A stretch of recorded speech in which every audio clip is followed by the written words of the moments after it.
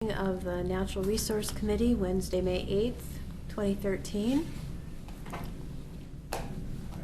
Hereby call to order. And Do we have any? well, we state our names for the record, and that way we'll know who's here. Okay. Yeah. Bob Roth. Shaw Spady. And Doug DeHart. Pete Walter, staff. Okay. Eric Carr is excused absent, and Richard Craven was excused absent. Okay. Are there any comments citizens would like to make on any issues that are not on the agenda? Well, I believe Jim Nacita would say, and I'm here to support him, that he's interested in your progress on the revised code for the heritage trees. Okay. But That's on the you don't have a agenda. quorum, you're just going to discuss what you've been thinking about, and then. Yeah, well, that's on the agenda. Yes. So this is what we're announcing now is for items that people wish to comment on that aren't on the agenda. Okay. Yeah. Okay. Okay. One possible addition to the agenda. As you all know, I sat in last night on a planning meeting for the future of higher speed passenger rail through Oregon City, and I can report on that. I think some very interesting things came out of it, some things that'll be of interest to the committee. That'd be great. Yeah, we can do that under member reports. Good. Thanks for going to that. All right. So are we going to then have you do a brief review, Pete, of Yeah. the Heritage Tree Code amendments and where we are? Yeah, I will do that. And I'm going to turn this. Okay. Briefly, I'm going to go from memory here. But at the last meeting, we had several suggestions for amendments to the code. This new computer system, I can't see my staff report to read it, but one of the suggestions was that we include a timeline for review of any submitted nominations. So one of the suggestions for the Heritage Tree Code was we include a timeline for review of applications. And that includes a period within which staff has to provide the applicant any additional information that they need to make a recommendation. And then following that completeness review, within a certain time period, we would send that to the Natural Resources Committee. And then based on the Natural Resources Committee recommendation to the City Commission, that would also have a timeline associated with it. And that is essentially the code that we use for the land use application process. And so it's a fairly lengthy additional piece of code, but it is very specific. So under the review process, and in your packet, we've included the red line version. Yes. And these are not Word versions, but I have copies of the Word versions if anybody wants to see them. And the reason that they're not Word versions is because we can't put them on the website as Word versions. So anyway, so we have both versions, and then we have a clean copy as well, which is easy to read.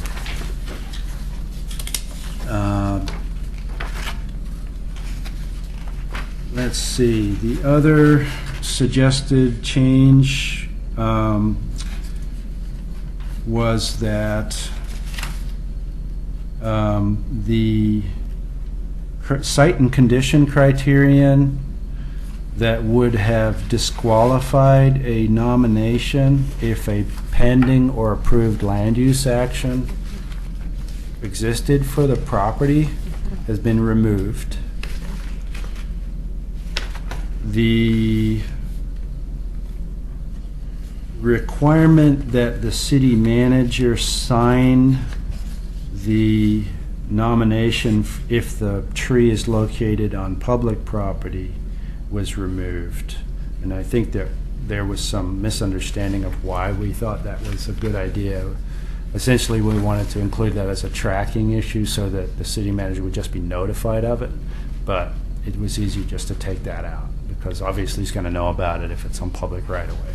It's going to come before the city commission. And let's see. In addition to those changes, I just tried to clean up the organization of the document with respect to how the notice is done. If the nomination is on private property, then the recommendation is forwarded to the community development director by the property owner or accompanied by their written consent. If it's on public property, it's submitted to the community development director, and then also notifies the abutting property owners, who is responsible for the care and maintenance of that tree under the street tree code, which is an existing requirement. And that, it wasn't specified in the previous code, but it makes sense to do it because, for example, in the situation where we had a tree in the alley and the abutting property owner was responsible for that tree, it was nominated as a heritage tree, they need to be notified that if it's designated as such, they're probably going to assume some liability for it or responsibility for it. So that's basically it. These changes are, we're not recommending approval of this right away. We wanted you to take a look at it and ask me any questions about it and take any further comment on it before we send it up for approval. I think that's pretty much what I've got to add. And if you guys want to hear comments from the public about it, we can do that. If you have any questions for me. Were there comments from any of the other committee members during the week? I didn't get any this week or the previous week about it. Yeah. Okay. Yeah. So I'm kind of going off of the memory we had of the previous meeting when I made these amendments. Right. Yeah. So we don't have a quorum, so we're not going to be voting on this, but still like to hear any comments anyone has from the public about the changes that have been made or any aspect of the tree ordinance. Jim?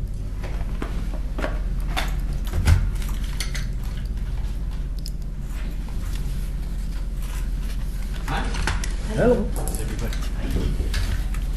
Jim Nasita, I live in Oregon City. Thanks to the commission and to Pete for a lot of good work on this. This is a patient process, and very pleased with the progress this ordinance is making.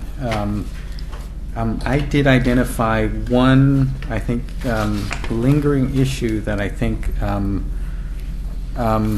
needs to be worked out. And I will walk the commission through what I think is the issue. Looking at this ordinance, it seems there are actually three kind of ownership scenarios that need to be addressed. One is a tree or a stand that is purely on private property. Second is a tree or a stand that is within the public right-of-way of, like, streets. And then the third situation is land that is not within a street right-of-way, but is on city-owned land, for example, within a city park, like Atkinson Park or, the numerous parks we have around the city.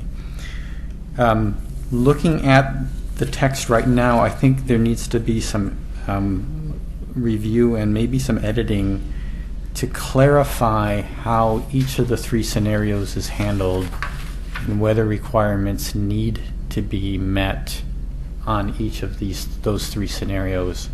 I'm noticing that in some, in various paragraphs, the right-of-way and public ownership are kind of put right together, and I'm not sure that those treatments are going to be identical in every situation. So we may want to clarify and break those out. So I'll walk through some of these. So for example, on 2B,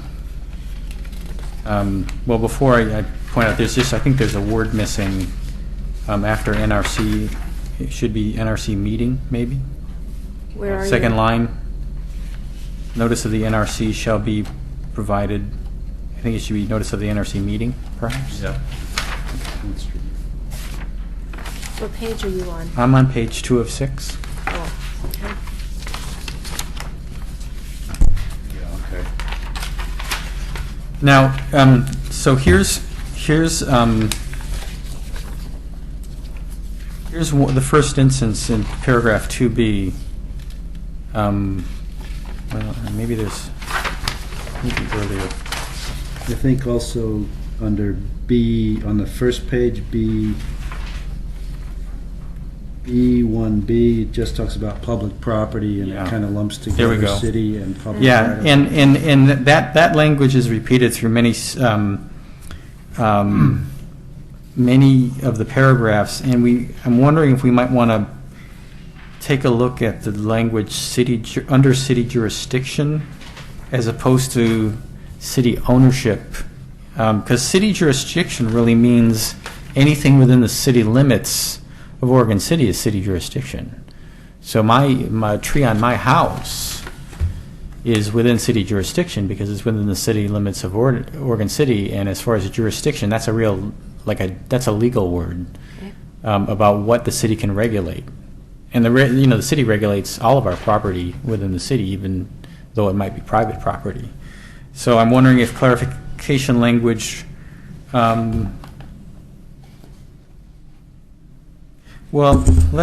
Okay. So here's another. This is if the public property, if the nomination is for a tree or stand of trees located on city property, so that would take care of the park, or public right-of-way under city jurisdiction. So Pete, let me ask a clarifying question. Let's say something's, like some streets are not city jurisdiction. Right. Like the Some are county. county, The county yeah. might control a road. That's true. So would a street, would a eligible tree that's within a Clackamas County road within the city limits of Oregon City be exempt or out of the purview of this ordinance? Mm-hmm. Even if the right-of-way is still publicly owned, Right. I mean, what would happen in that instance? Yeah. That's a good question. I do not know the answer to that, but I'm writing it down. Can I ask kind of a similar question too? I guess my question is the width of the right-of-way within the city consistent? I mean, No, it'll vary. so you do have, well, I guess the thing is, depending on where the trunk of the tree is, you'd have to know the width of the right-of-way exactly where the specific tree is to know whether or not it's on, under the private property context or whether or not it's under the right-of-way. So it's almost like you need a map of the city that would show how wide the right-of-way is, so somebody could refer to it and know whether or not it's falling under the private property process or whether or not it's falling under the right-of-way. And regular citizens aren't going to know how wide the right-of-way is for every specific, property situation. Yeah. Who knows the answer to that question? Well, I think we need to being- talk to the county to Yeah. a certain extent and see what they would do in the situation that a tree is nominated on their jurisdictional road, like Abernathy is one example. That's a county road? Yeah, it still is because of the old shops and back there. In South End, parts of South End. Yeah, there are a few examples that we need the county to weigh in on. Holcomb was until a few years ago, so it's a great question, and we'll follow up on that. Okay. So, Yeah. so B1B is one of those paragraphs. Yeah, okay. And then, let's see, 2B again. Would be, So 2B doesn't appear to make a distinction between, it doesn't break out.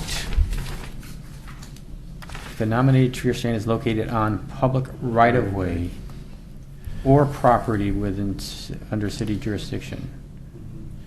hypothetically, there's city public right-of-way, county public right-of-way, and ODOT land, which is under ODOT control and is actually oftentimes owned by deed by ODOT. And yeah. Pete, can I make a suggestion? Going Uh-huh. back to paragraph B1B, Mhm. do you notice how city property is placed first and then the right-of-way under city jurisdiction Mm-hmm. is second? Mm-hmm. So you don't get the confusion of the language city property under city jurisdiction.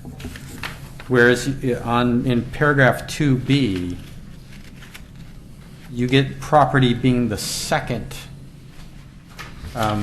word after right of way, so you kind of it kind of gets placed in that whole under city jurisdiction language. You know- So if 2B could mirror the language or follow the pattern of language in B1B, so it says, as the first paragraph says, on city property or public right-of-way. So that city property instead of just property, and then have that mentioned first, as it is in paragraph B1B. I think that'll Actually, be clarifying. I liked your idea, or I liked the concept of the idea, that we have three separate, we have a 1A, B, and C. A is private property, B is public right-of-way or under city jurisdiction, and C is public property, which includes parks. Yeah, Because- city-owned property. Yes, because- As distinct from right-of-way. Make them different, because under one case, the public right-of-way, under city jurisdiction, the private property owner who has the sidewalk next to the right-of-way has to maintain the tree, which is not what happens on public land, on the city Exactly, property. So I think just making it That's into true. three separate Good Yeah. point. A, B, and C, and then have A, B, and C qualified or handled under each, like the review process, blah, blah, blah, that it will be much clearer, so you'll be able to follow the process from, So one would be city-owned property, parks and other areas, potentially storm ponds, potentially other Anything that's URC. Yeah, Right. yeah, exactly. 2, city public right-of-way. 3, public right-of-ways not under city, or, yeah. so you have private property. I think we should keep that. Because A. that way you can actually clarify in the right of much way easier. whether you're just going to define it as public right of way under city jurisdiction, or you're going to attempt to regulate roads that are under the jurisdiction of the county and the state as well. Right. And that's a bit of a discussion, I think. It is a distinction. So it's public right-of-way and other public property not owned by the city, which is potentially a lot of different areas. Pete, I have more kind of a hierarchical question. Sure. Can this, usually, like federal law supersedes state law, and there's kind of a hierarchy up and down. Could we actually, the city approve something that applies to property controlled by the county or the state, or do we have to get some kind of concurrence thing where they agree to follow this? Because, we can't just tell county, go do this or that. Or can we within the city limits? I'm It asking. depends on the subject matter. For example, one big discussion that's erupted in the city is over historic preservation. And the state in Chapter 197 has a specific property owner consent requirement to designate any historic property under a local historic ordinance. So I read that as saying if we wanted to, put the Oregon City historic ordinance over the Liberty Theater that got demolished by the county, we could not have done that without the county's permission.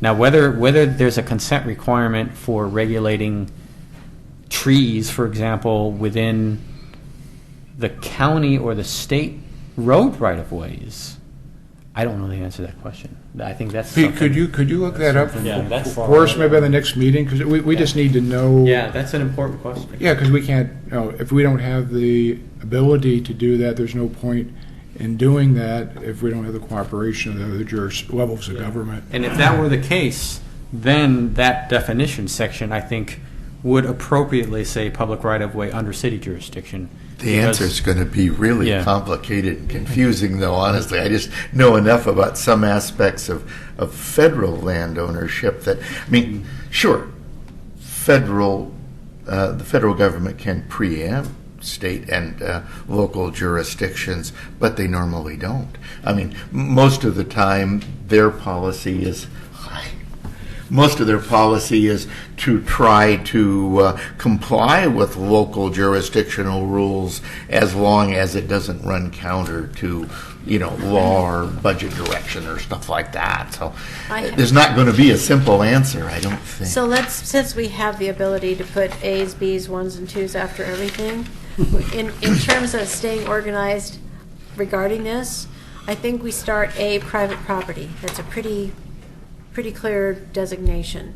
Then we go B, or you can either go public property, meaning city, and then it will be B1, city property, B2, other, like county, state, and so then you would have C, 1 and 2, which would also be C, city right-of-way, C1, city right-of-way, C2 would be other jurisdictional right-of-way.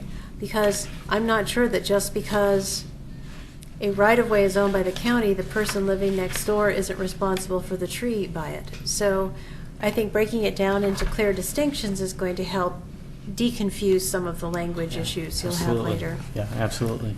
And also, if somehow there could be a map, just for people could refer, just for anybody could just look online and see, who's responsible for this right-of-way. There is, but it's got a big disclaimer They're just on going it. It through says that. it's not accurate for legal purposes. Heritage trees, the redwood. Because it's based on an aerial photograph We're with a talking tax about map superimposed on it, separating public and property there may be right away from as much as other- 2 to 3 Right. feet Trying off. to get it Yeah. organized. Yeah. So really, we got to rely on what's on the ground Sure. and where the known property line is. Well, I would say more jurisdictional Oh, as sure. opposed to, that just know if it's a county or city right away. Oh, or sure, state. yeah, no, that's important. It'll tell us that, or at least conversation with Public Works or the county themselves will tell us that, yeah. Here's a naive question, though, and that Okay. is, how do you determine where a tree is located? Yeah. I mean, mature trees 50 or 75 feet across or something. I mean, where is it located? I mean, is it located at its whole perimeter, or is it located where its trunk is? Or Well, there's not a good definition for that anywhere in the code. I mean, it doesn't say a tree is located on private property if the trunk is entirely within the boundary of the property, but it could. We could.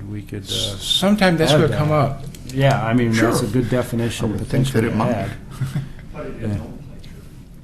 Yeah, I mean, we could put it in the definition section. Do you know what, Kevin? Or, yeah, Intuitively, somehow. it seems like a common sense thing. I mean, trees can be very It big is, and go off in yeah. different directions, but it seems like if you use the trunk of the tree, Typically do if we're talking about street trees, and oftentimes the street trees, it's irrelevant because if it's partially within and partially out of the property, that's going to make it a street tree.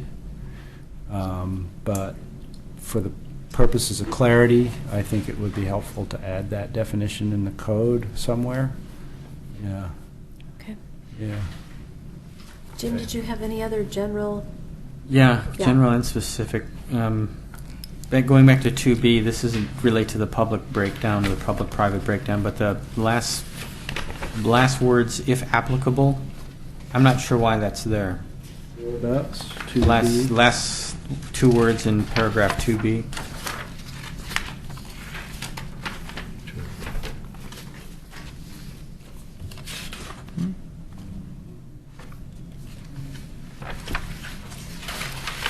Oh, okay.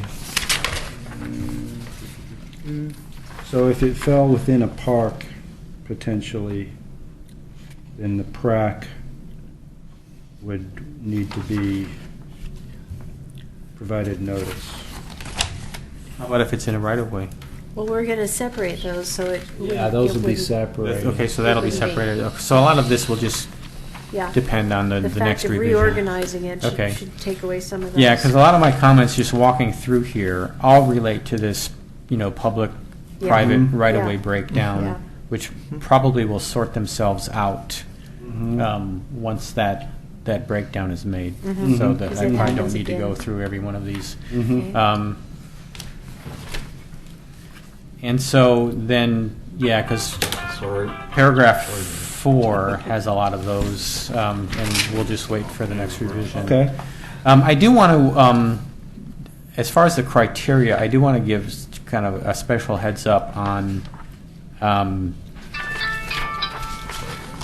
just some notational issues on paragraph D. What is that? D, criteria for designation. And one, What page are you on? well, right now I'm on the top of page 4 of 6. Top of 4 of 6? Oh, you're on the clean copy. Yeah. I'm on the, So, so paragraph 1 there reads, "The city commission may designate a tree or stand of trees as a heritage tree or heritage stand if the commission determines that the heritage criteria A through D." oops. Yeah, there is no, I don't know if, yeah. It should be 1 to 4. Yeah, because it used to be A through D, now it's Item, A and B, items 1 through, A 1 through 4, and, yeah. B 1 through 3. Well, with A, it's at least one criteria must be met. With subsection B, all must be met today, and that's what it states. So, yeah, we'll change that. Now, paragraph B, site and condition criteria 1 through 3 must all be satisfied. So there's a certain lack of, and this goes back to that 3 breakdown of three classifications again. This seems to suggest that if you had like Atkinson Park, you'd still have to meet all 3 of the site and condition criteria, and I'm not sure that criterion B3 would be applicable to city-owned property. I don't think in that classification you'd need a budding property owner consent Right. or protective covenants. Not applicable to city right away. Just because it's so. When the next revision occurs, it might be an idea to see if that parenthetical statement, criteria 1 to 3 must all be satisfied, is true in all cases, and I'm not sure it is. Yeah, I think you're correct there. Yeah. Otherwise, I think that's all my comments. Like I say, I think it's tremendous progress. I think just that clarification about the 3 types of ownership Okay. is kind of like the last thing that needs to be sorted out. Helpful. Thanks. Noted those down. Pete? City, yeah. Yeah, I was going to say something on page 4 of 6 under the heritage criteria, A and the B. Yeah. Do we have to use this kind of Roman numeral things? I mean, No, we can format it however makes well, most sense. I just Yeah. think for regular public use or referral, it's kind of, I, it's That's just. what Word does to your document. We can come up with some other Yeah, I was going to say, this system. thing, if the eyes don't have it, it'll be better. Right the word. eyes don't have it. Yeah. Yeah, I'm thinking Even just numbers, I mean, you could just have 1A, 1A, 1, 2, yeah. Yeah, all right. You know, I think actually separating it into these 3 different parts is going to make this document a whole lot easier, not only to understand, but to implement. And that's what we're going for. Mhm. Okay. Hi. Hi. I'm Paul Edgar, Oregon City. A couple areas that I've been concerned about. One is we could designate a tree. We could, could be, let's say, a Dutch elm over here at the library. But if we don't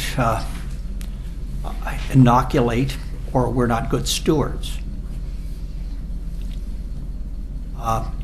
and there's negligence by neglect that we put into code for historic buildings, where people are sitting there letting important trees or important buildings fall by the wayside. And somewhere along the line, if we do designate a tree and it goes through and breaches the criteria, there's some type of stewardship responsibility for trying to be smart with that asset. And I don't know where it's spelled out, but it concerns me Mm-hmm. in there that the people are doing what's right. And then I've also had a concern about, let's say, I use the analogy as the trees that were cut down in Clackamas Park. And there's been trees that have been, it's like we've sometimes had rush to judgment, where we've not really, it's kind of like the emergency clause gets thrown in and somebody says, Larry Potter says, oh, it was bad, I made a judgment on it, and it's down in 24 hours. I don't like that. I think that we need to be have some type of due diligence and checks and balances in these areas. And we've had a history in Oregon City where bureaucracy or somebody at some level seems to have divine authority. And I would prefer to see, when decisions like this are being made, are we doing what is right? Are all of the checks and balances there to make sure that maybe some limbs could be trimmed, or maybe we could identify that we're not acting in a good stewardship way, and the tree could be saved. There are a lot of trees, and I happen to believe that I wanted a lot of trees primarily because I like to breathe air, good air. Oh, you're so particular. Yeah, and I'm a tree planter, so I'm out there trying to plant trees, and so not only those that I can save means I don't have to plant as many. So I have a question related Yeah. to what you're saying that I'm going to ask Pete, because I don't know. I'm not an expert on the city codes. We are dealing with Heritage Tree Code. Yes, I know. And I'm wondering and we're dealing with trees on public parks and right-of-ways. Yes. Within the Heritage Tree Code designation. But is there a separate code that regulates how the city manages its own trees and the protocol for maintenance, determining what happens to them, whether they get cut down, whether they don't get cut down, if there's a review process, who reviews it? You mean on park property and things like, and Park public? property or right-of-way property, which isn't a heritage tree, but it's Right. just a tree, Right. quote, quote, just a tree. So is Yeah. there, This, section that we're looking at is just the Heritage Code section. And then, It could be a grove of trees that exist in a park, Yeah. and Right, you I'm talk just about the asking- grove. Well, I'm just asking about the It's a short section. In 12.08 of the code, there's a short section that's been in there a very long time, and it doesn't talk in much detail about the situation you're talking about, protocols, who makes a decision on emergencies. Okay. But it says that the city has the right to remove hazards in the public right-of-way and on city property. And that's basically all it says. It doesn't say much more than that I at would like this to point. have the Yeah. opportunity for the Natural Resource Committee Mhm. to look at that section of the code and review it and see if we might make some suggestions on amending or clarifying it or bringing it into a more, Thank you. Yeah, We're the talking other- about kind of a process, though. I mean, it's got, how do you? I did kind of go want to through talk that? about, Paul's first comment with respect to say you have a Dutch elm that hasn't been inoculated or has been inoculated and is susceptible or something like that. One of the site and condition criteria for designation is that the tree has been determined to be not irreparably damaged, diseased, hazardous, or unsafe by a certified arborist or forester or ecologist. Yeah, but if that was true And if it- beforehand, Yeah. but then 5 years later, Right. we're not acting in good faith and stewardship of that tree. Well, if it does get designated as a heritage tree, then there's a separate covenant requirement on private property that talks about what the burden is on the property owner for removal. And Private. On private, and it doesn't really talk about the situation on public land because it's assumed that, yeah, so it really doesn't discuss it yet. But if it's something that, I think it is something that we need to look at again. so we have in and- here and under, get Parks input on it, yeah. under 1B, on page 4, it talks about site and condition criteria, meaning the tree has to be determined safe by an arborist or ecologist, etc. Relatively Then under healthy. 3, it says, unless the tree is permitted to be removed due to poor health or hazard. But there's nothing in between the original designation and the determination of it's a total hazard. So I'm wondering if maybe if it's possible in a code like this to put in some kind of maintenance criteria, Mhm. like a review maintenance every 5 years or just something. Yeah. I don't know. Is it possible? I There know is there- a section that. Am I missing that part? Well, basically, does the city have a obligation to The maintain the purposes of health? making this determination, the following tree, you're required to do routine maintenance and otherwise show, see, 1208, yeah, this section needs to be beefed up. Okay. So, and better clarified with 12. respect to what the criteria are for removal, I believe. Well, Pete, if you had a healthy Dutch elm on public property, would the city be obligated to inoculate it to protect it? I don't know, I have to talk to the Parks Department.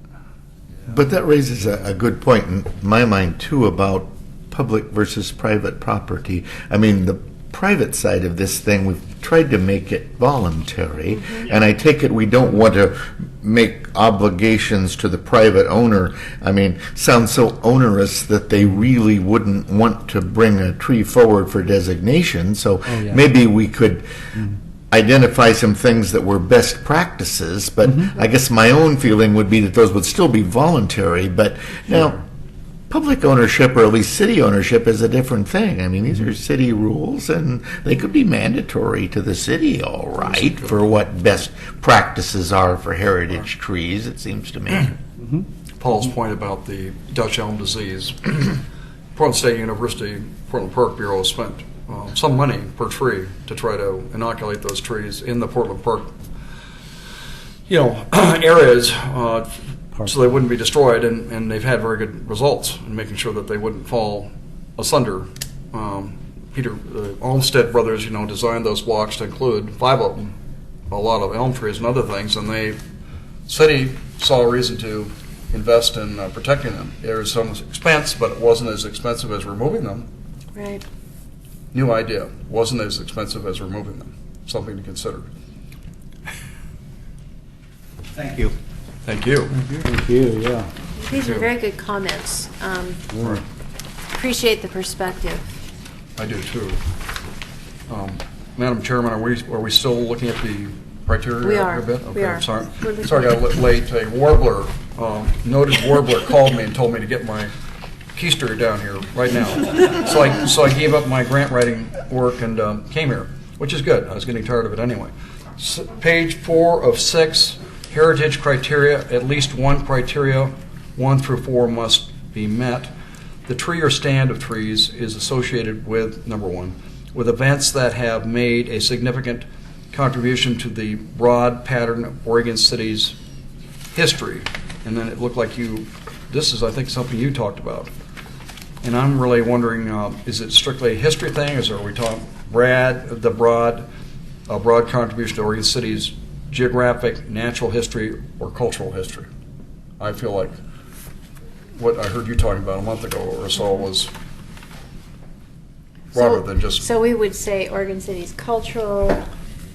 contribute to a broad pattern of Oregon City's natural history, So we'd say natural, cultural history, or cultural- geographic significance. That's what I'd like to suggest. Natural history, cultural history, or geographic significance. And the reason I would say that is, as an example, I guess, would be there's a stand of dogwoods, which exist on the bluffs overlooking the Willamette River next to the Clackamas County Courthouse. And I will have to say they're not necessarily in the best of shape, but they're the only stand we have Right. of 8 to 15 trees. There's still 2,000 trees remaining in small to medium to bigger sizes, including elm trees, American elm trees, between 12th Street and 17th Street, the Willamette View Plaza deck that overlooks.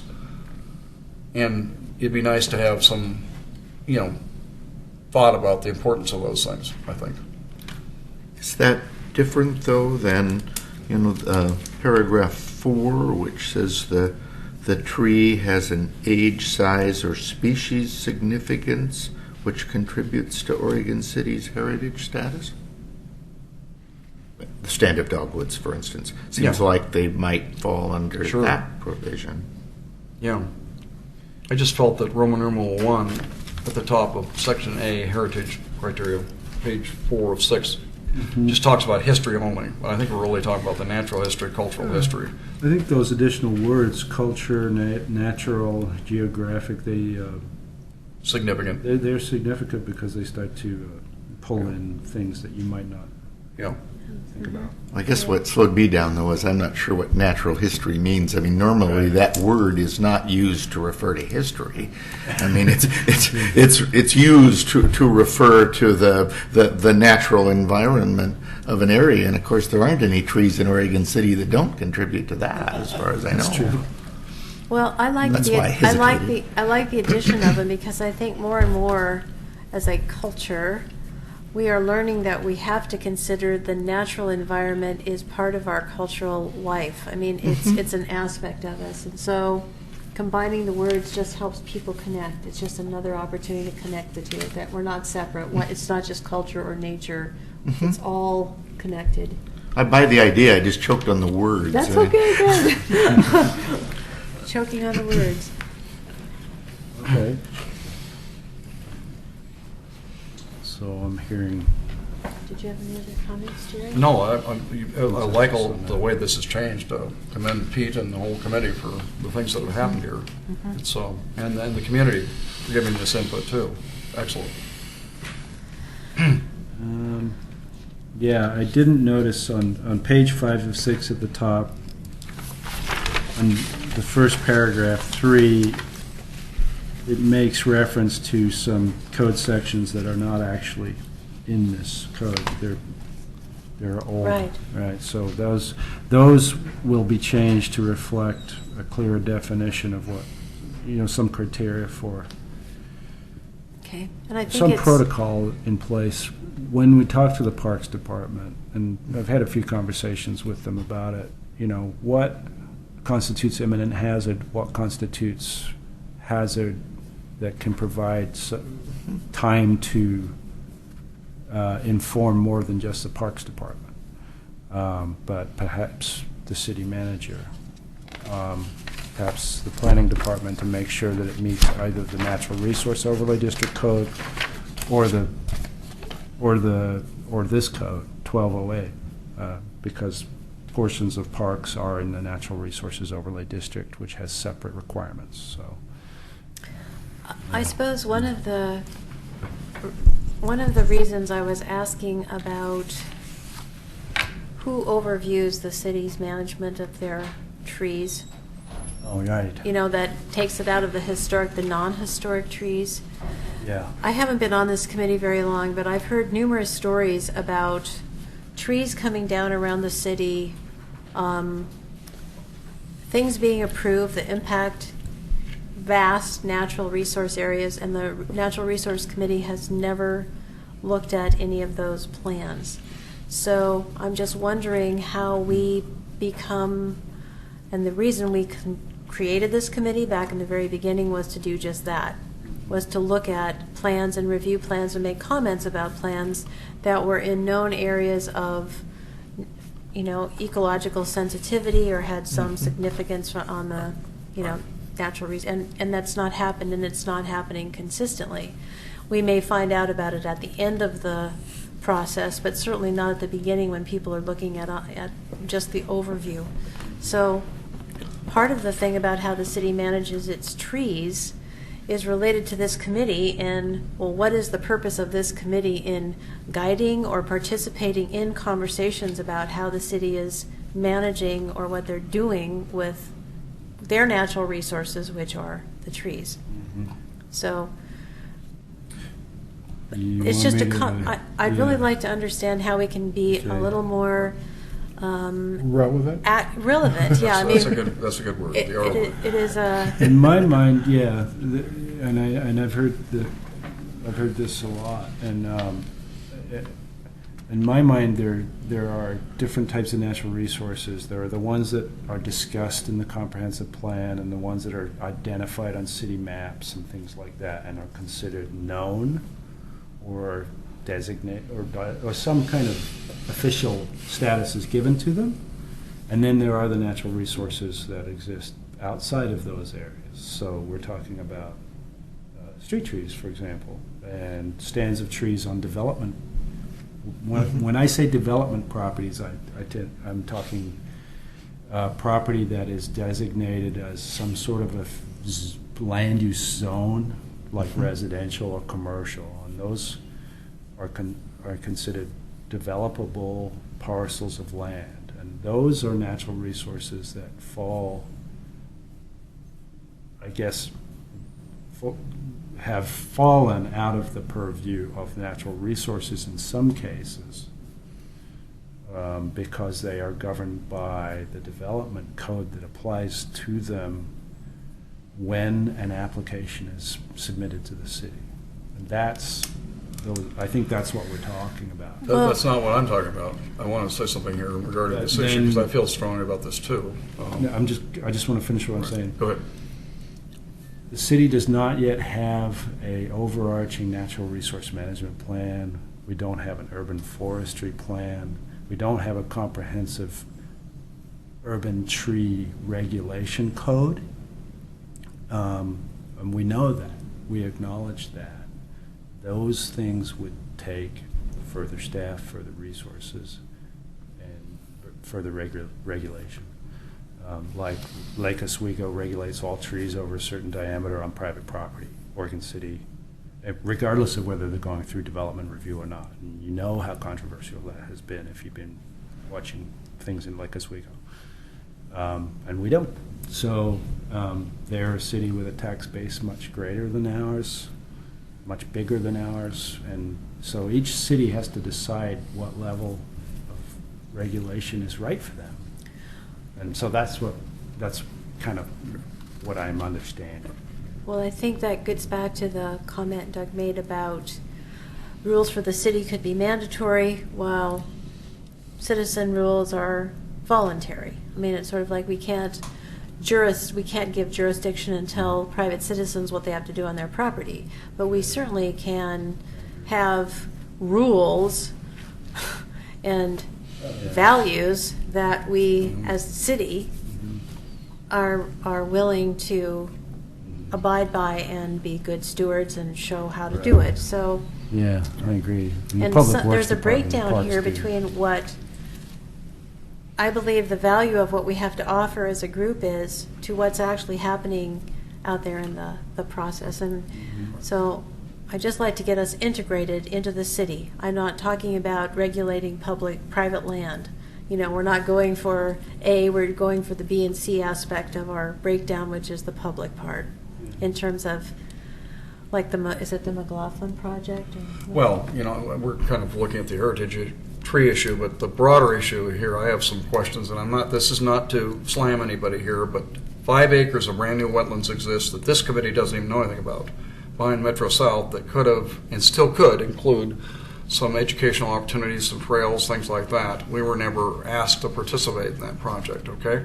Tomorrow I'm meeting with the landscape architect for McLaughlin Boulevard Phase 2 with some other property owners down there to talk about what can we do to retain some very important cover. He's totally open to it. And he said, why has your committee gotten involved with me? I said, I don't know. It I'm just not seems, sure these what are you're public talking about. projects within the domain of your city. You know, I'm not sure what you're talking about. well, McLaughlin Boulevard Phase 2, there's Oh, detention okay. areas being planned and things like that, that I think we could have some Yeah, right. input, which I can do it as a citizen, but I think our committee might benefit from being involved in some of these major projects. Now, Yeah. last but not least is Clackamas Cove. We all think, those of us that worked hard to try to change the modus operandi of the direction the cove was going, that some things were going to be protected there. I'm not so sure that's true. I don't know. It'd be nice to know what the status is, as best the city could tell us. Is future development going to include the swales, the elements that we're going to retain and protect more trees? Is that still a strategy that's going to go forth? I don't know. But you want me to answer the question about the Sure. cove or the other one? Any or of one the before above. that? Any of the above. And again, I'm not slamming anybody. I'm saying it seems like this committee should be involved a little more in these things. Well, as far as the cove goes, they don't have a currently approved plan, so they have to resubmit anything Okay. because it's a land use action, it's expired. I know that just because I work in planning and I review Sure. land use actions. That's my job. So regardless of any agreements made by the Urban Renewal Commission and the City Commission with respect to the development of that area, it still has to go through the planning department for a site plan and get approved, and then it has a 3-year approval period. If it's not built within that time, it expires. So that's 2 years and an extension. So we would have a chance to look at things if they come before you again? I hope so. Okay. You did before. All right. Yeah. So to kind of take that one step further, I mean, a good general question about how this committee works or what its scope is, I think got kind of put on the table here. And I mean, if I'm understanding it, I mean, we're an advisory group to the city, so presumably when there are individual actions the city contemplates where they want our advice, we hope they would ask, and then we would try to, in some way, prioritize our agenda and the amount of time we can put in. But it does seem to me, circling back to trees here, that our time is most importantly spent on rules, since rules have a life far beyond anything that we as 7 people ever touch. And so it seems to me this idea of the city's rules relative to tree removals, which I heard came up earlier, the idea this committee would review those with an eye to proposing appropriate revisions, made real good sense to me. Is there any reason why we wouldn't follow through on that? No, I mean, you're talking about What review of public capital projects, such as McLaughlin Phase 2, review of park maintenance protocols, such as they may be, and I've never seen any, so I don't know and how those relate to minimum compliance with city code as well. Well, that's what I like about Yeah. rules and Yeah. best practices. You know, Yeah. you can, if you generate those, then you can expect city offices to Yeah. utilize them. Yeah, I mean, yeah, and interdepartmental coordination, and I think on the public right-of-way stuff, the capital improvement program, the project managers who are the engineers in the department over here, are kind of coaching them on what it means to do public outreach and involvement early when it comes and what the codes are with respect to tree and natural resource review. They are subject to site plan and design review, just like any private development would be. So that includes impervious surfaces, widening, those sorts of things, structures. I think the tricky thing about McLaughlin Phase 2 is that the Phase 2 idea was part of a large capital improvement that was approved, I think, before. 6 years ago. Yeah. And then now we're getting into the final engineering of it. And so Eric Wargren, the project Eric's engineer, done. I've been in conversation. he called me and said, who should I be talking to for input on this? Right. And I said, well, our Natural Resources Committee's bylaws state that they can comment on projects and land use actions that may significantly affect natural resources. And so that's in their bylaws, and I told Eric about that. So, and then apparently he's contacted, did he contacted you? I went to a or- workshop to Yeah. just raise the flag of Workshop. myself, and then I mentioned I was a member of the committee. But, and the architect was very, very willing to talk with us, and the Right. questions that I've posed to him has a lot to do with a lot of trees having to be removed at Rivershore Hotel, which is one of the finest landscapes in Right. Oregon City, Yeah. for a bioswale. Now he's talking about maybe we can work the bioswale into Into them. it. Great Yeah. concept. Yeah. The other thing was some habitat adjoining McLaughlin, down the road that leads to my site, that is the only habitat the animals use. It's very excellent habitat. Yeah. It's going to all be stripped out and then, other native material put in, but not necessarily the density that was, maybe we can solve that. Yeah. So he's totally open to that. Yeah. And I wish, Alita, I really like Alita a lot. Wish we would have had a chance, but I know that what was going on with Jug Handle project, lots of pressure to get a lot of things done quickly. There's 5 acres of new wetlands in there that don't have a single element for future public access considered. And Mike Feha, the architect in charge of Nature Works, I mean, he's totally about community access Yeah, if right. we could have asked for it. Yeah. And it could link into the code for the future. So, Yeah, that's a great point. I'd love to be able Yeah. to utilize that. and we can still do that too, by the way. But if we're after the fact, rather than a part of the process, this committee, as Doctor was saying, it kind of like playing catch up. Well, I think we did bring the Jug Handle project before the committee. Just for a general review, but I never was Yeah. clear on what, and Okay. I was there at that meeting. Yeah. Specifically, I think we should involve ourselves in more recommendations. Sure. Yeah, absolutely. But Good. We will make every attempt to anticipate and bring those before you.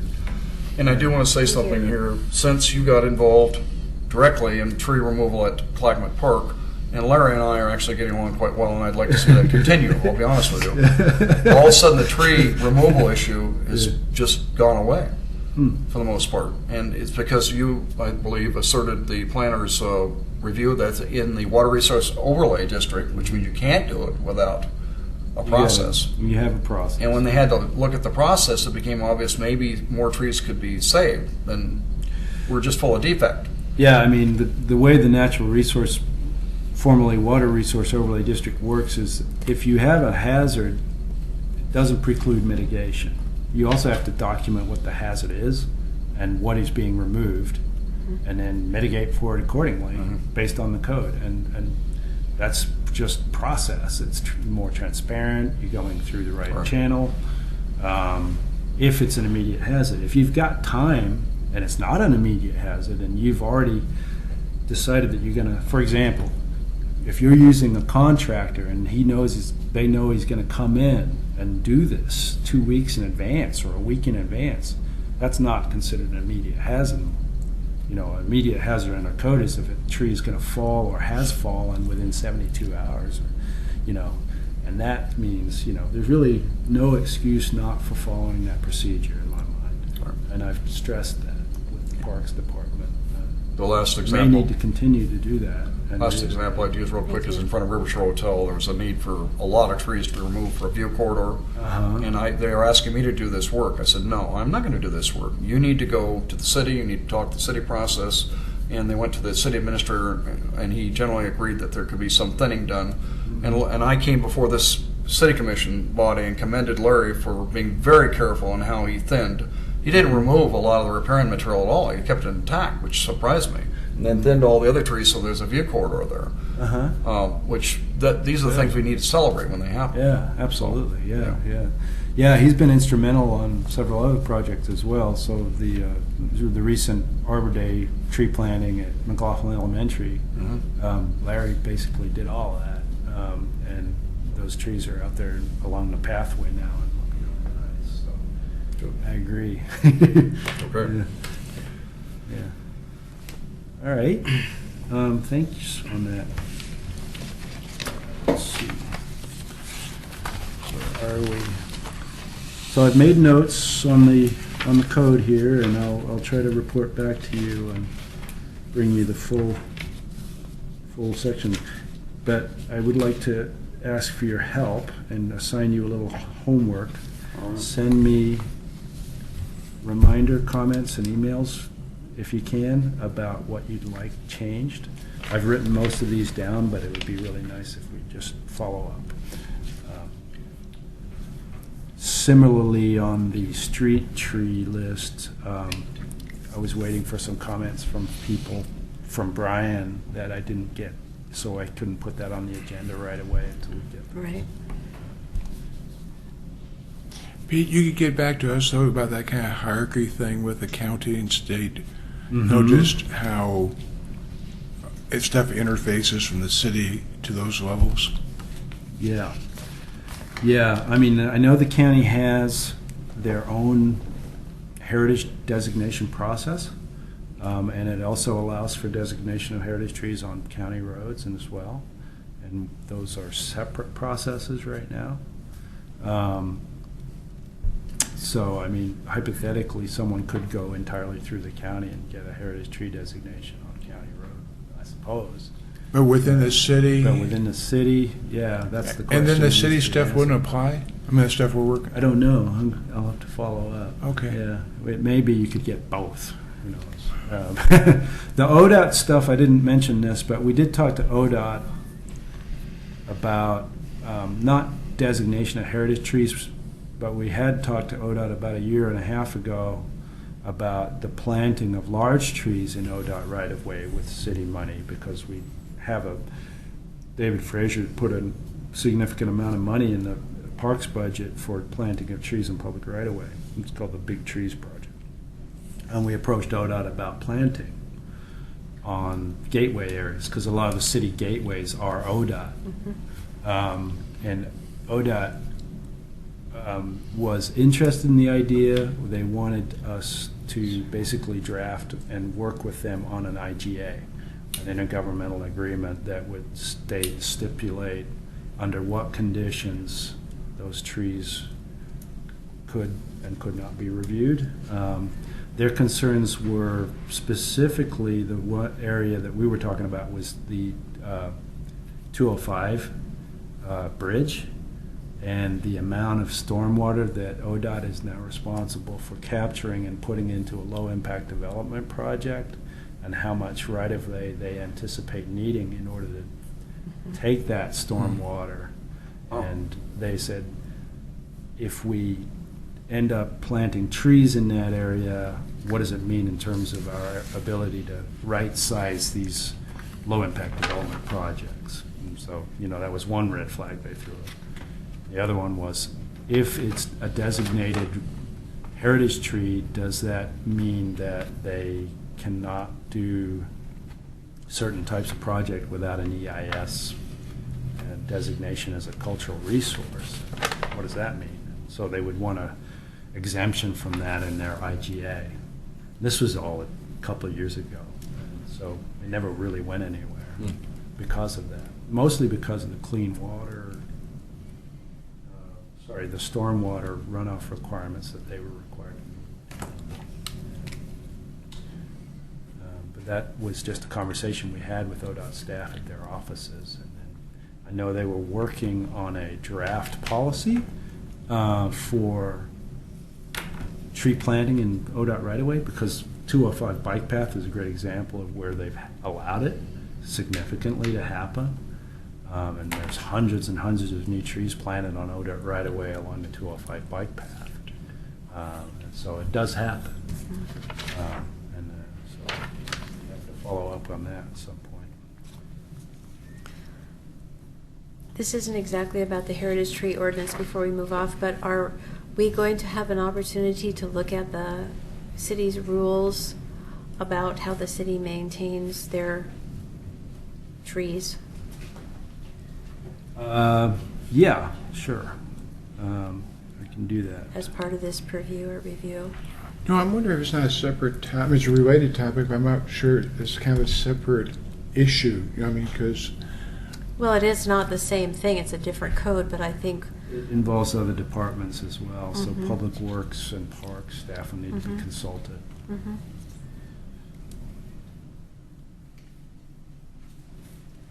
Because I honestly don't know. I know that, for example, in Public Works, you've got road crews out sweeping, and they're notifying the abutting property owners to prune their trees up to a certain height before they sweep the streets. And for the case of an immature tree or a small tree, that may not be appropriate. So we're kind of relegating this area within which a tree can reasonably grow. And I've expressed to David Frazier how we've done this through unintentionally through various regulations. Mhm. You know, we've got a clearance requirement from the bottom, we got a clearance requirement from the top, we've got a clearance requirement from the fire hydrant, from the street light, and from the street intersection. And in that 3-foot planter strip, that is a popsicle, Mhm. essentially. And if we really want urban tree canopy, we're going to have to either radically change our street standards or allow more flexibility for planting and more incentive for planting on private property behind the sidewalk. Mhm. And then actually that gets into the private property thing, because you're asking a property owner to designate a portion of their yard for public tree canopy Mhm. and trying to sell them on the benefit of that, which, you know, we do. We try to sell them on the benefit of that because it adds value to the house and the property and the street, and shading and all these benefits. And that is, I think, where we're going to try to go next for pre-existing properties and tree replacement, just to try. And David Frazier, actually, we had a discussion with that this morning about that as an option. It's been an option before, but he'd like it to be not the option. He'd like it to be more the rule. And I see the value in that, provided we can have nurseries that stock the right kind of trees, that the owner has an incentive to do it because they basically have more ownership of that tree rather than the strip out there which they don't feel such a sense of ownership for. And they consider it a liability because it raises their sidewalk and trips people up. And if you get away from that, there's a benefit to that. It's less adversarial. So it needs more thought and more implementation, a little more work.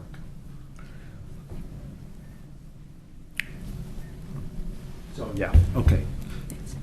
Yeah, I'd be happy to provide an overview from that, and I'll need to talk to Scott Archer and John Lewis and say, look, we would like you to help present how you manage trees in the public right-of-way to the NRC.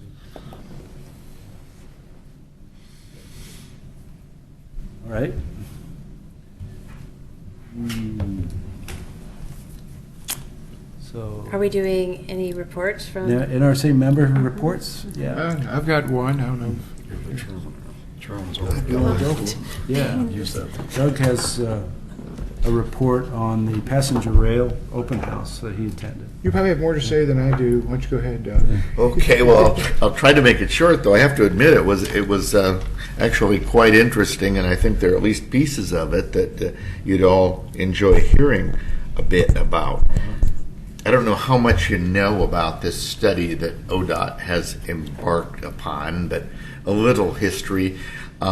This is one activity nationally that came out of the stimulus packages of 3 years ago. The idea that the country should get moving on developing plans for future higher, if not super duper high speed rail, and should implement some demonstration projects in different parts of the country. And the Eugene to I guess Eugene to Bellingham technically corridor is one of those areas that's being looked at for enhanced passenger rail service with top speeds in the 80 to 120 mile an hour range or something, which is to say the limit of conventional diesel electric equipment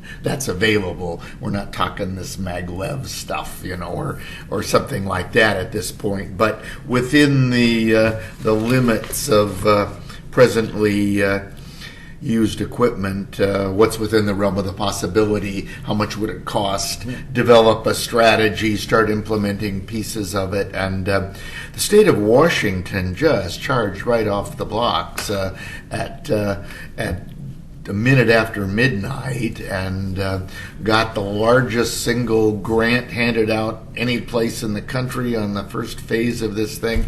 They're already implementing $800 million worth of improvements along the Portland to Seattle corridor, and made many of their important decisions. For instance, the decision about whether they would use the current freight rail right away between Portland and Seattle, the Burlington Northern Southern, the Burlington Northern Santa Fe right away. And so they're well down the road. And matter of fact, I think a few of their projects are even completed by now on various pieces of that right away. Oregon's quite a ways back from that. They have been funded for a planning phase to develop a 20-year planning horizon for what a higher speed rail corridor in Oregon would look like, what kind of service would be provided, what kind of equipment would be needed to, and stations and other infrastructure would be needed to make that work. So Oregon, with a smaller federal grant, has committed $8 million to this 2-year study to develop such a concept plan and to carry out a phase 1 environmental impact statement on the improvements that would be associated with that. They've developed some preliminary corridors. The existing Union Pacific corridor between Eugene and Portland that Amtrak Cascade operates on now is one of those. They're looking at least 2, and in some areas 3 other alternatives to that line, with the idea that you could reduce conflicts between freight and passenger rail if you didn't have to run passenger rail on what is already the most heavily used freight rail corridor on the West Coast. But of course that comes at tremendous price to develop other alternatives and new infrastructure. At this point, they're saying they aren't making decisions based on price yet, simply on feasibility, but you can't help but look at that piece, of course. I mean, through the other likely corridor to look at, and they are looking at, is the Oregon Electric Corridor, which runs through Wilsonville and east of Albany and through Junction City, and much of that is out in the country, is still used for freight rail, but very lightly at the 2 or 3 trains a day kind of level. So it has some virtues in that area and is a real possibility. But I guess the thing that affects us most is just right up here in the metro area, and of course the options are fewer and far more expensive. They started out here looking at the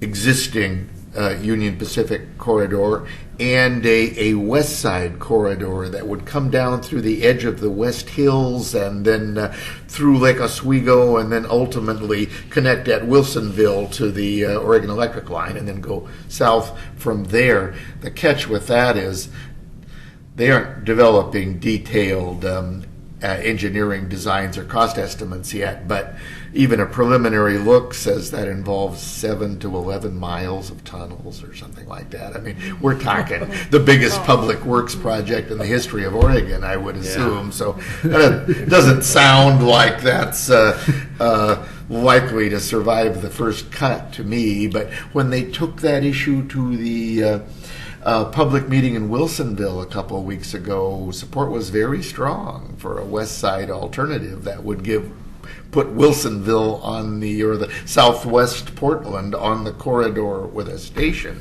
of course. Because they think they're going to have to drop that option at some point, they've developed a third option in the metro area now, which basically uses the I-205 corridor. They can't really tell you how it works yet, but the idea is that instead of using the UP corridor, somehow they'd use the Banfield and 205 right-of-way areas.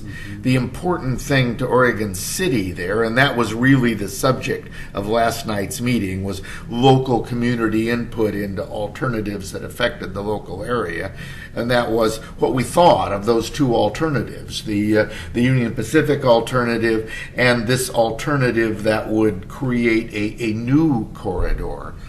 And as I say, this is all very preliminary, so they can't tell you exactly where it would be, but I can tell you where it would have to be, because, they said some things about trying to use medians where they were available and staying within the right-of-way wherever possible. So since in Oregon City, 205 doesn't have a median, I mean, you're either going to be immediately to the east or immediately to the west of 205, and you're going to cross the Willamette either upstream or downstream of the existing I-205 bridge and then swing to the south along the west side of the Willamette.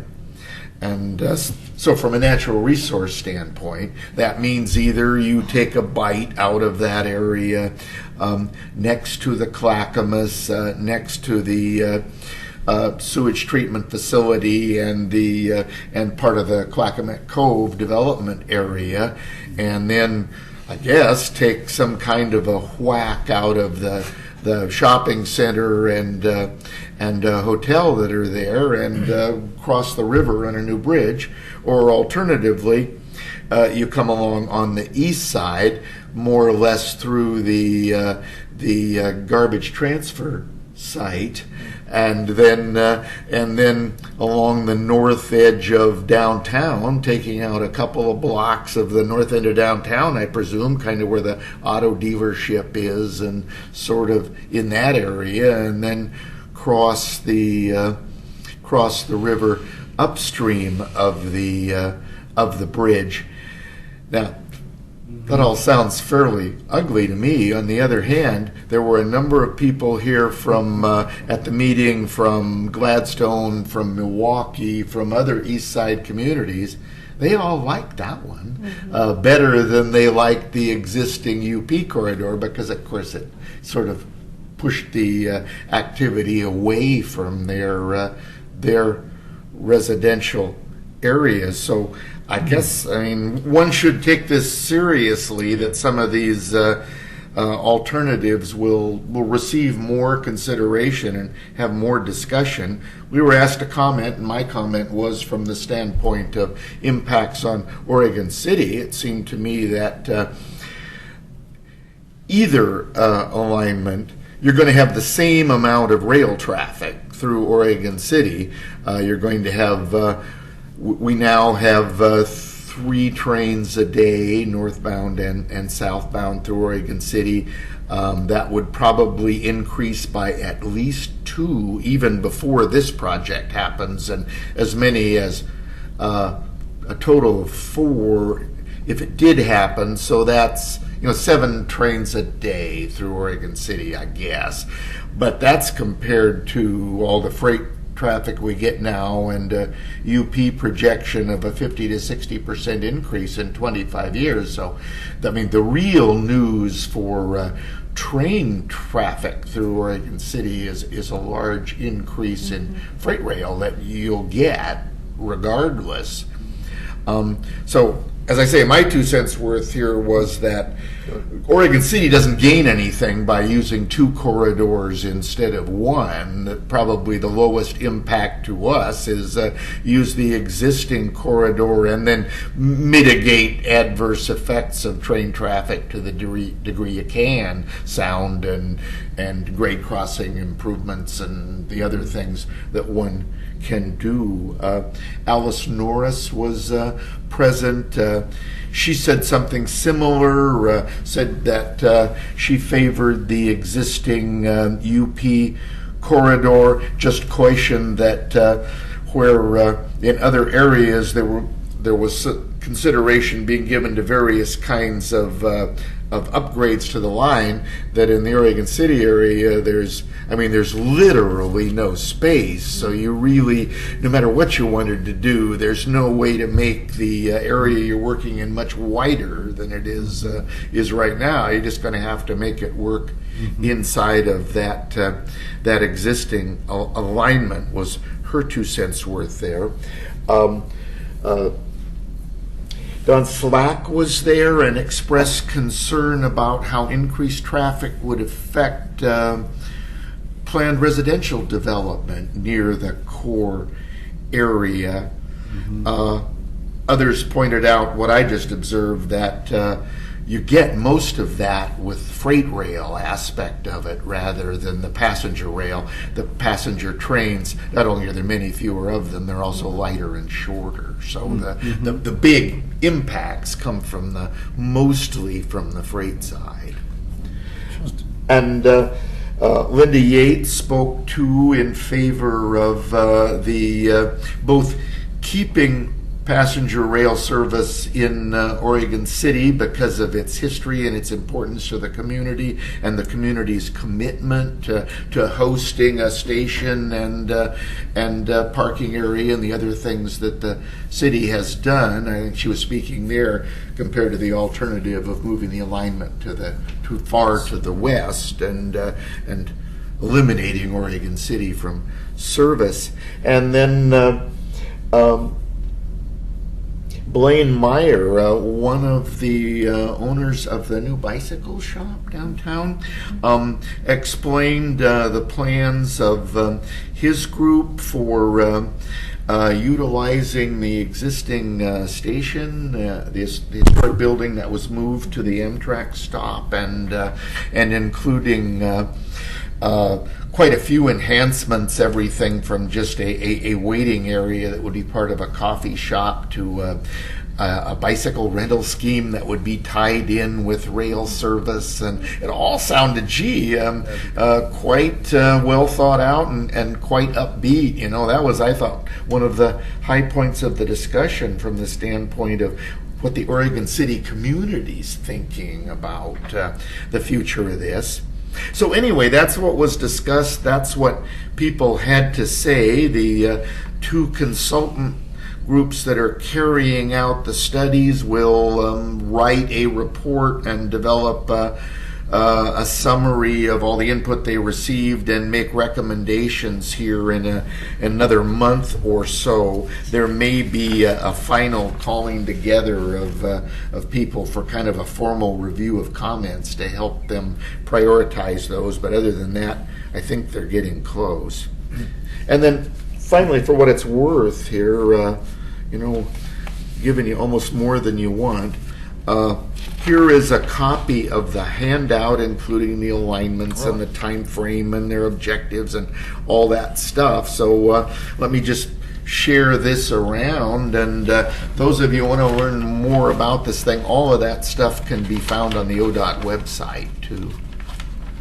Can you comment, Thanks, Dick, Doug. just for a second, or Doug, I'm sorry, about the Washington expenditures? What are they doing with the $800 million up there? Oh boy, a lot of stuff. I mean, they've already embarked on changing switching and signaling systems to speed up train movement. They've sat down with Burlington Northern and negotiated a whole bunch of new rules about how passenger trains and freight trains interact to reduce delays. They're renovating some of their stations. They're looking at completely rebuilding the road bed in a few places where it's in poorer condition and wouldn't support higher speeds. They're looking at extending the length of sidings so larger freight trains can use sidings. Evidently, that's a restriction now that at least I didn't understand. It's being looked at. So they're launching off on all of that stuff, partially because, as I said, they already made the decision that they're gonna make this work on the existing rail line, and they're not looking at alternative alignments or big investments in infrastructure outside of the existing corridor. So they kind of jumped to the chase. Now, ODOT, in fairness, responding to that, said that they felt that it was of value to have a first step that sought community input on just what our future ought to look like, and that's what they're trying to do. I mean, I think that part of it sounds good. It just puts us well behind the curve on getting the Portland to Eugene piece of this to mesh with the Portland to Bellingham piece. Interesting. Wow, good report, really good report. Thank you. Thanks, Doug. Yeah. One thing to add on that, Not did much different, is it? they had mentioned to Pass it around. Don't count. us that their designs for how this would come through Oregon City would, I think they were talking about our existing trestle, which is at 12 foot and 14 foot, and they would design to a 19-foot clearance. So give you some idea of that if this thing is going to go over the top of it, where the existing trestle is, then that would be substantially reworked, and they would take that into account. I'm told, I mean, it has nothing to do with this project, but I'm told that as one of the initial discussions on the Blue Heron site, too, there have been discussions with Union Pacific about what would happen to the railroad crossing there over Highway 99 and the alignment alongside of Blue Heron, and probably there would be an alternate alignment for the rail crossing, I'm told, and maybe some relocation of the line itself along the Blue Heron area. Right. And did they give an indication of when the EIS report might be finalized? Well, it's laid out in this timeline that's on the second page here, but in fairness, since they haven't identified the actions yet, Right. I mean, you really can't, you can do a programmatic sort of environmental impact statement, but you can't really do the one that would be necessary before any construction could happen yet, because they just aren't far enough down that road. As I understood it in Washington's case, because they broke their activities up into many different buckets, and things like changes to switching and signaling and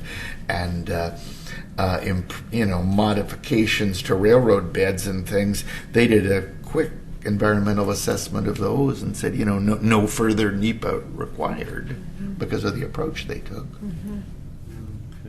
I think it's very, very interesting that Washington is trying to do everything within the existing envelope, of the railroad. That's just an amazingly different approach, and solve the interface between Amtrak and freight and all that. I mean, it really makes a lot of sense. Well, it makes sense to me too, because after all, if you're going to invest $1 zillion in public rail, why not do it in a way that freight rail benefits too, that everybody shares it? You get most bang for the buck that way. Though I am told by the ODOT people that I talk to that working with Burlington Northern and working with UP are, like heaven and hell. I mean, the UP people just don't want to give an inch on anything, and they're tough to work with. Well, Yeah. very good report. Thank Yeah. you. Thanks, Doug. That's great. Well, I guess I go ahead and talk a little about climate change. I want to thank Pete for participating. There are Earth Day activities that took place over at Clackamas Community College. Went ahead and we held a climate change community discussion on Saturday, what was it, the 23rd? 23rd, roughly in there. It was a Saturday morning, 10 o'clock. I think we had some good preparation. We had some good information to give out. We had really super light attendance. I guess there were a lot of Earth Day activities going on all at the same time in the area. And 80. 80 different activities, 81 counting us. And but I think that, again, the thing to focus on, the purpose of having that one discussion and future discussions is trying to get increased public awareness and involvement in climate change as it would impact, the Oregon City area and resources around here. And I think the idea to try to get a climate change subcommittee kind of up and running would be find additional opportunities, church groups, other discussions where maybe, Pete, by prior arrangement, myself, could just talk with some folks, identify some potential impacts of climate change in the Northwest, and identify some venues and outlets where Oregon City residents could get involved in working with policymakers and elected officials on climate change priorities and kind of move from there.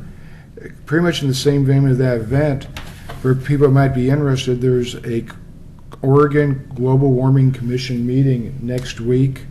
It's on Thursday, May 16th from 9 o'clock to noon. And it's at the Portland State Office Building, 800 Northeast Oregon Street in Portland, in Conference Room 1A.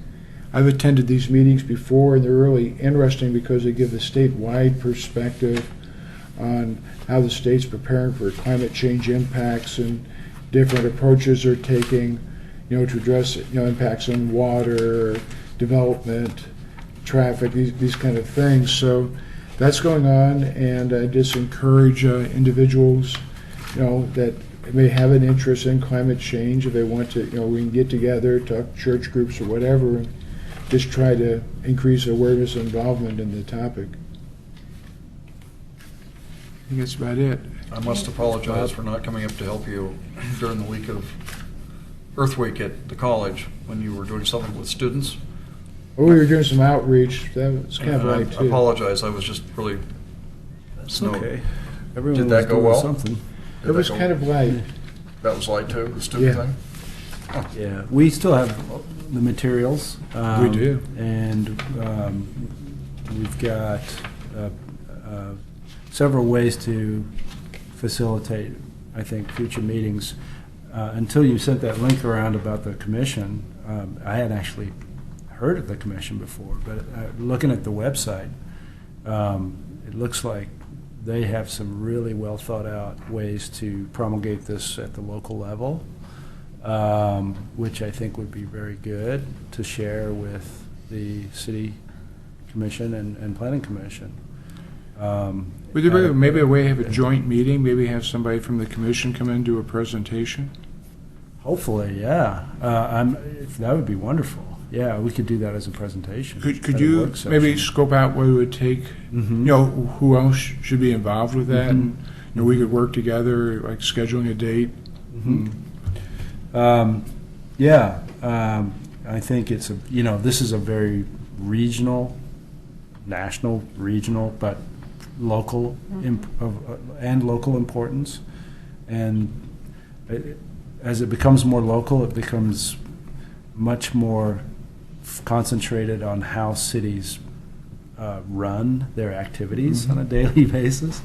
And Milwaukee, for example, has a sustainability and climate change action plan. And then when you start looking at individual departments, you'll find that certain departments do things a certain way and other departments don't, and that sort of thing. So I think to the extent that we can coordinate activities as departments with respect to that, fleet management in particular, Public Works is already very interested in this, but we don't have any kind of one document that binds us together.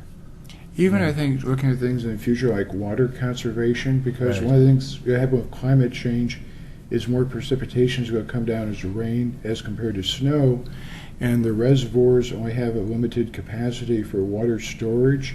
And so what will happen is you'll get a greater rush of water coming down as rain, but as the summers come by and things are dry and you don't have as much snow melt, you could have the potential for water shortages, you know, when you're looking at municipal water supplies, irrigation, recreation, in-stream uses. So there will be broad impacts, but you know, things that we can do to promote water conservation now would reduce the impacts of that in the future.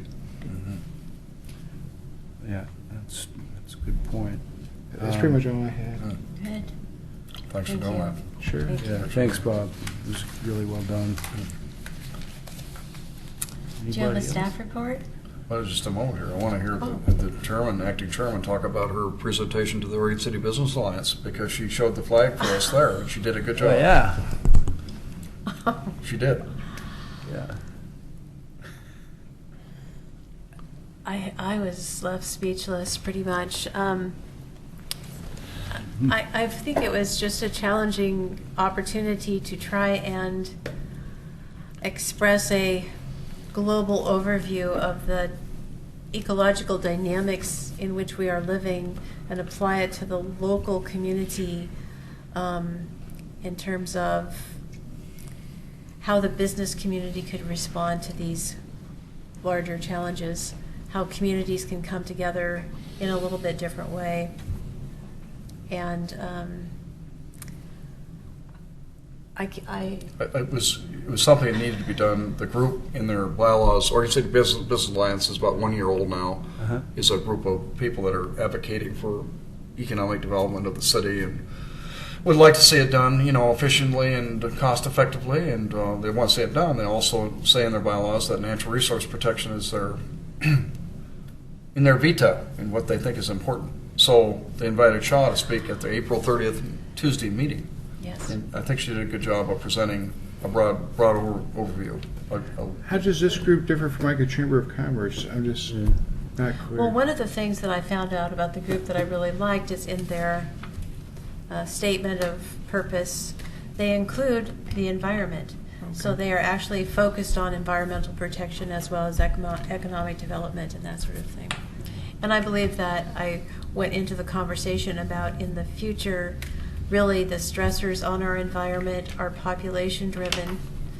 Population is a subject no one really wants to touch, but it's at the basis of all the struggles and all the issues we're having. So it's kind of a catch-22, and this was my big opportunity to talk about the elephant sitting in the room. That was one thing. It's very popular.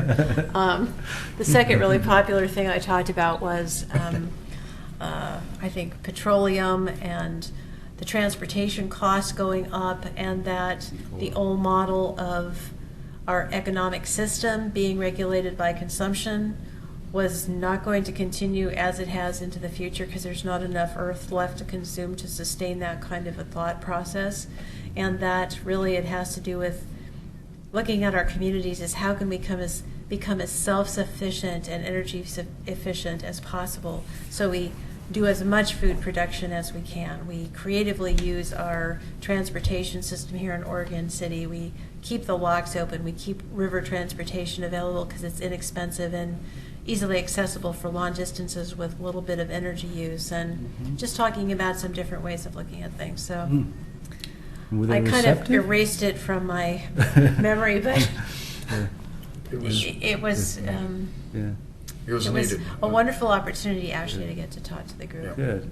And they're now talking about, I was kind of prodding them, I think Shab was too, to put your effort where your bylaws say it is in this segment. Will you take on a project in Oregon City? We talked to them a little bit about that. And I actually talked to some of the people individually about some things they could do to get some manpower behind some things that need to be done that are natural resource oriented. And And they did talk about invasive species removal and Great. trees around. I mean, it was a good Yeah. conversation. Oh, that'd be great. More partnerships and we can form, the better, I think. right, good group of people. Yes. I have a couple things here. First of all, I have to apologize. The Lower Clackamas River Task Force has not met. I don't know what to do right now. I've never been in a situation where I can't figure out what to do. It's so complicated that I don't know which end to pursue first. And Ryan and I haven't really figured out how to make this happen. John Lewis hasn't met with agency people to see if they'd be willing to even talk to us, and that was his part. He hasn't had time to do that. So I know that Doug, you wanted to be involved in that. I don't know what to do with this thing right now. I'm really not sure. I mentioned to everyone last time that I would like to do something with a fall program to celebrate the city's heritage trees. And Ryan and I together put together a heritage landscape presentation for West Lynn. And they thought it was about gardens. They were stunned to find out it wasn't about gardens. 100 years of gardening is what they wanted. We gave them 100 years of the Willamette Valley and Oregon's history in terms of who came in here to pioneer the landscape. And I'm talking about people like Alfred Teufel, Luther Burbank, William Lambert.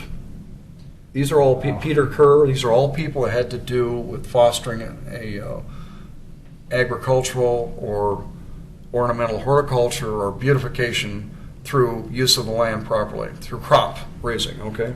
And the last one we spent a lot of time on was John Inskeep, and people loved it.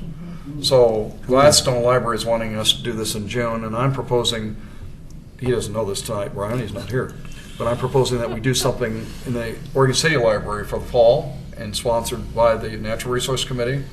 And we would do the presentation and we'd really overview these great leaders that knew how to work with the landscape, didn't destroy it, had a conservation attitude involved as they developed products off the land. It just stuns me to this day that the Red Soils Experiment Station up in Oregon City, the county, has their headquarters on. They don't even know why it's called that.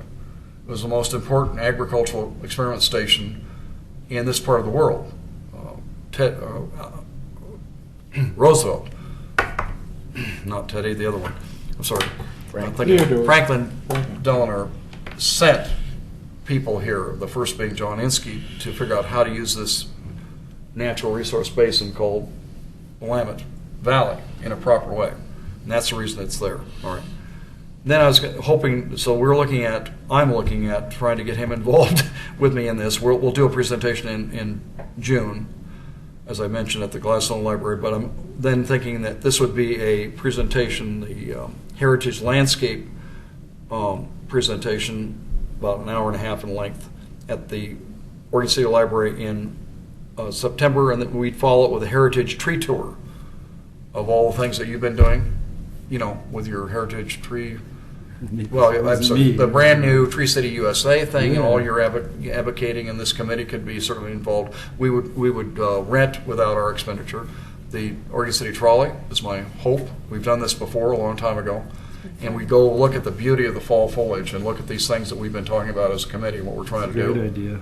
And maybe do a little testing on the ground of how it works. Okay. So those are two things I want In the to fall. work with Ryan on.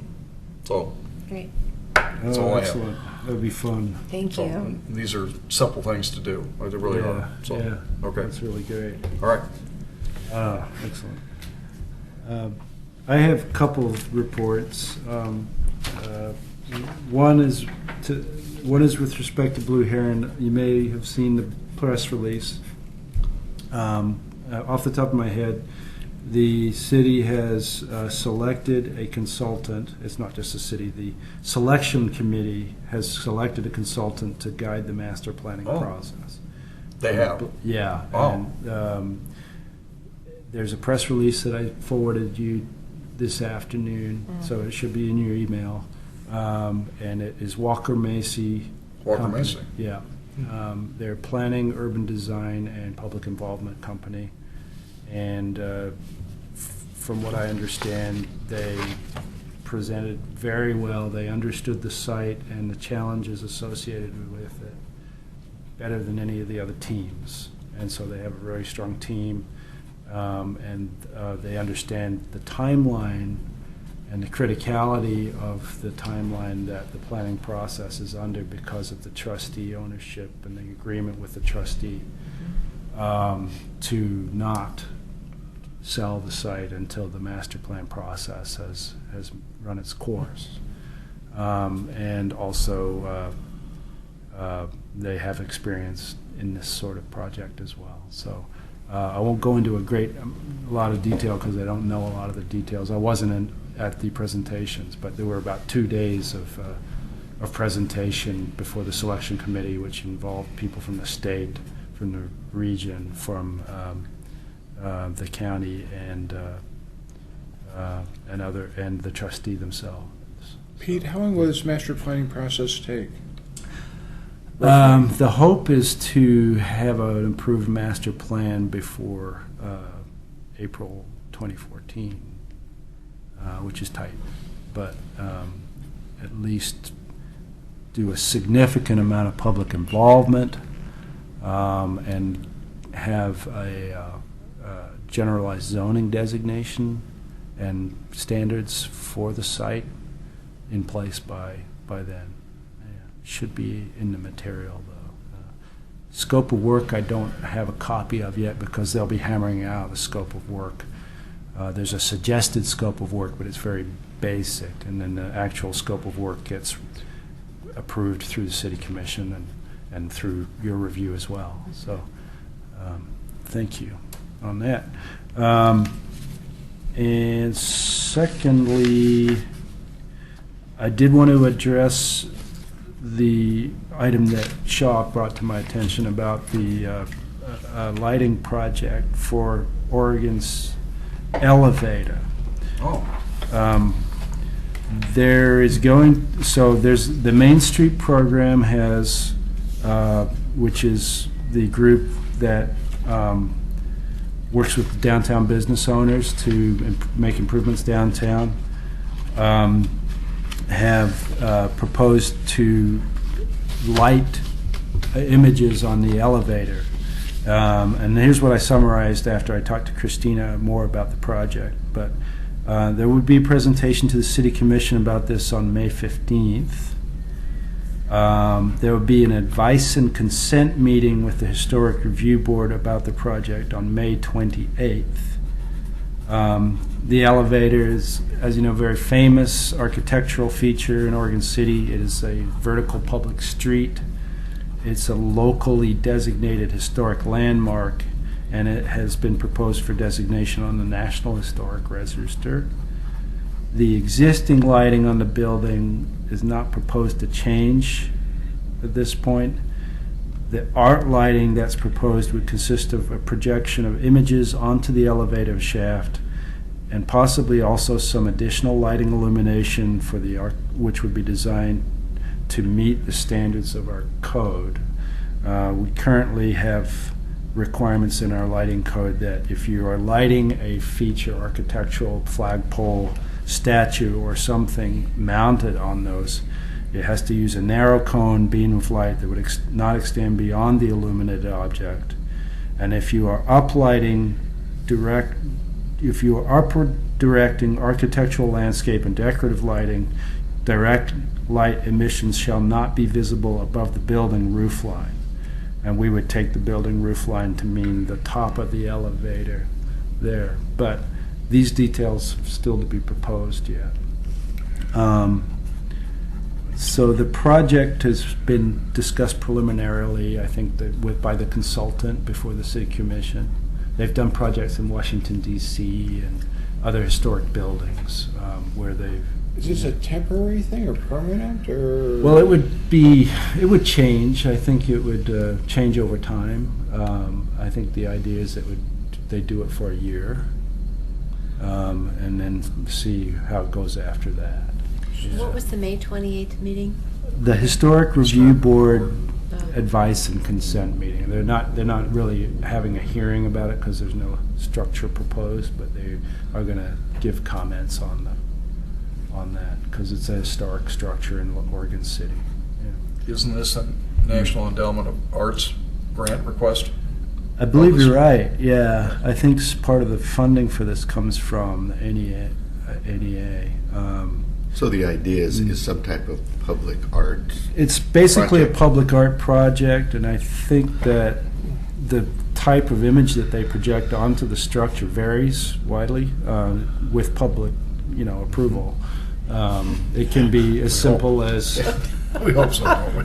yeah. I mean, it's not just somebody, But I've seen you were I've going to seen sell some space on renditions, this. but the renditions will probably be in the Coca-Cola presentation.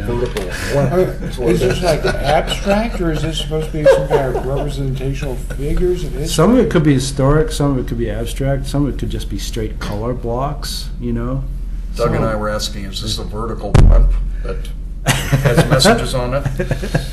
I don't. We're only selling advertising though, right? We're not. We're not going there. We're not going there. No advertising. That's Thank why. you for checking into that. Oh, sure.